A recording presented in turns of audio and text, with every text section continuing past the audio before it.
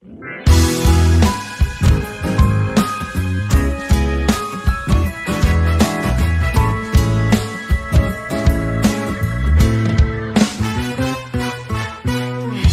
naman inaakalang ikaw pala ang makakasama. Ang hanap ko noon, ibang-iba sa ngayon.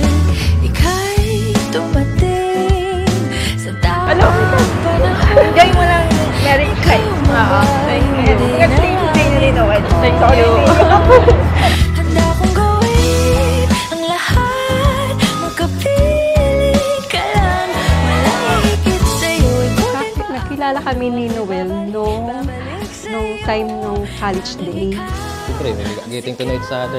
Bibigyan ko siya. Sa matagal, magkilala kami sa school, nagsama-sama. Doon na. Doon na buo na yung pagsasama namin at sa pag-iibigan. Hindi pa ba ninyo nababasa sa kasulatan na sa pasimula ay nilalang sila ng may kapal, lalaki at babae?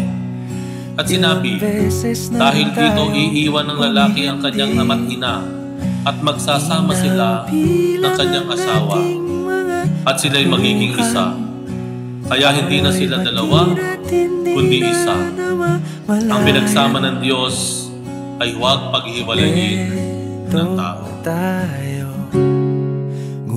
Yung masasabi ko is, still dapat ka pa rin, ganun ka pa rin, kahit na ilang years tayong kasama, hanggang forever, still, pa rin, responsible, maalaga. Kung ano yung nakita ko nung una, kung ano yung naramdaman ko nung una, sana, in the end, ganun pa rin. Kung may only one or more, sana ngayong pakasal na tayo. Sana tuloy-tuloy lang yung saya na pagsasama natin. Yan lang. Thank you. Yung tumay mo, Bukay. Ito po ang aking munting regalo para sa iyo. Sana'y magustuhan mo. Cute ang regalo mo pero mas cute ka pa din. Sa iyong pagbukas nito, maalala ko yung bango ng ating relasyon kung saan naging masaya tayo sa isa't isa. May ngiti at tuwa sa ating mata. Pamahu.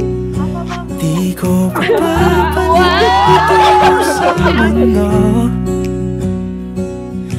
Eto tayo sa huli palagi. Dalangin po natin na si Dams at saka si Megme will have a very beautiful journey together as a married couple raising up their own children. Yung ngayong araw ng kasal natin, sana masaya lang at lang lahat. Magiging enjoy lang sa bawat event natin ngayong araw. I love you. Mahal na mahal kita. Basta dandaan mo, mahal na mahal kita. Sa pagdating ng ating pilak at ginto, diamante may abutin. Ikaw pa rin aking bituin. Natatangi kong alagaan siya, mamahalin habang buhay. I love you. Mahal na mahal kita. Mo. Yeah. Sa huli palagi pabalik pa rin sa yakap mo. Mahal sa huli palagi. Dahil naniniwala tayo sa mag-asawa na kahit nagkamali, may kakayahang bumawi. Na kahit nagkasala, kaya pa rin bumalik at magmahal.